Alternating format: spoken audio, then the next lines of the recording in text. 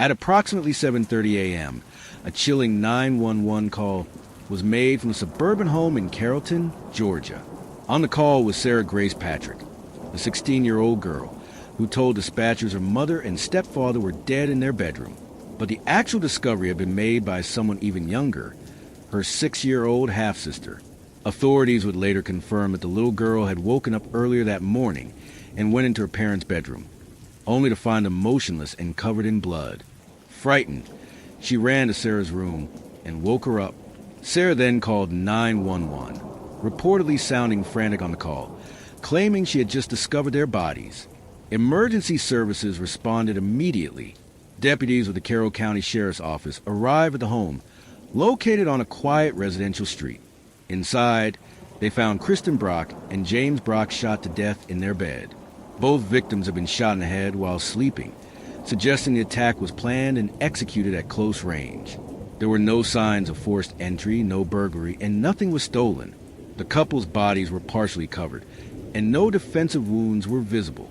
At first glance, it appeared to be a double homicide with no clear suspect. Investigators sealed off the home and began processing the scene. Sarah, then a high school junior, was interviewed on the day of the murders. She reportedly told police that she slept through the gunshots and that she only became aware something was wrong when her younger sister woke her up. She was not treated as a suspect initially. In fact, Sarah began appearing in the community as a grieving daughter. In the following days, she stayed with relatives and maintained a presence on TikTok, where she posts emotional videos asking for prayers and expressing heartbreak over the deaths. At the time of his death, James Brock, Sarah's stepfather, was suffering from a heart condition and used a left ventricular assist device, LVAD, a mechanical pump that helps patients with heart failure. Sarah later claimed that on the night of the killings, she heard the LVAD alarm, not gunshots, and that's what initially woke her. This would become part of her alibi narrative later, suggesting confusion in the early morning hours. The brutality and intimacy of the crime led detectives to suspect that the killer was someone close to the victims. Authorities began what would become a months-long investigation involving the Carroll County Sheriff's Office, the Georgia Bureau of Investigation, GBI, Federal Bureau of Investigation, FBI, analysts, forensic crime scene experts, ballistics experts, phone and digital forensic teams.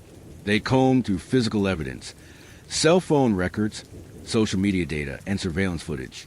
Dozens of interviews were conducted with friends, classmates, neighbors, and family members. At the time, no public suspect had been named, and Sarah was not under arrest. 3 weeks had passed since the shocking double murder of Kristen and James Brock, shot execution style, in their own bed on the morning of February 20th, 2025. The small Carrollton community was still in disbelief. The family, friends, neighbors, and church members gathered at Catalyst Church to mourn the tragic loss. The sanctuary was somber but packed, filled with people who had known the Brocks personally or had followed the heartbreaking case through local news. The couple had been described as warm, active in their community, and loving to their children. At the center of it all was Sarah Grace Patrick, the teenage daughter of Kristen Brock and stepdaughter of James Brock. At this time, Sarah had not been charged, and she was still being seen by the public as a grieving survivor of a traumatic event. What happened next would later become one of the most talked about and controversial moments of the entire case. Standing before the congregation in a modest black outfit, Sarah took the microphone. Many mourners, including those who watched online, describe her as visibly emotional but composed. Here's what Sarah said, word for word, according to multiple confirmed sources. There are no words to explain the heartbreak and agony of losing two of the most important people in your life. My mother, she was my sunshine, and James, he was a rock in our family. No one deserves to go the way they did. She then added, every day since then, I've asked why. Why them? Why now? Why in this way?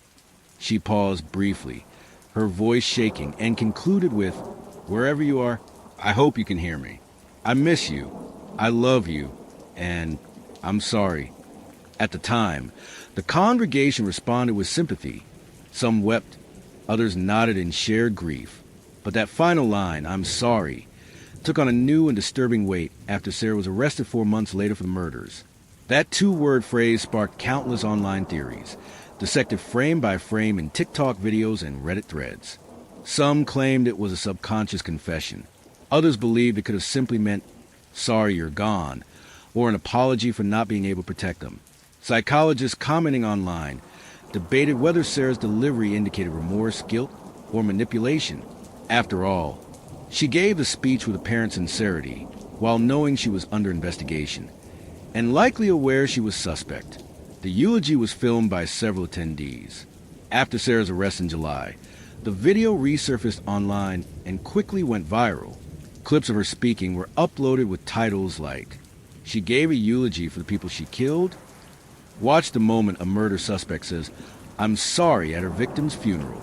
Teen girl accused of killing parents spoke these words at their funeral. The funeral speech became a central piece of public discourse, symbolizing the eeriness and performative tragedy of the case.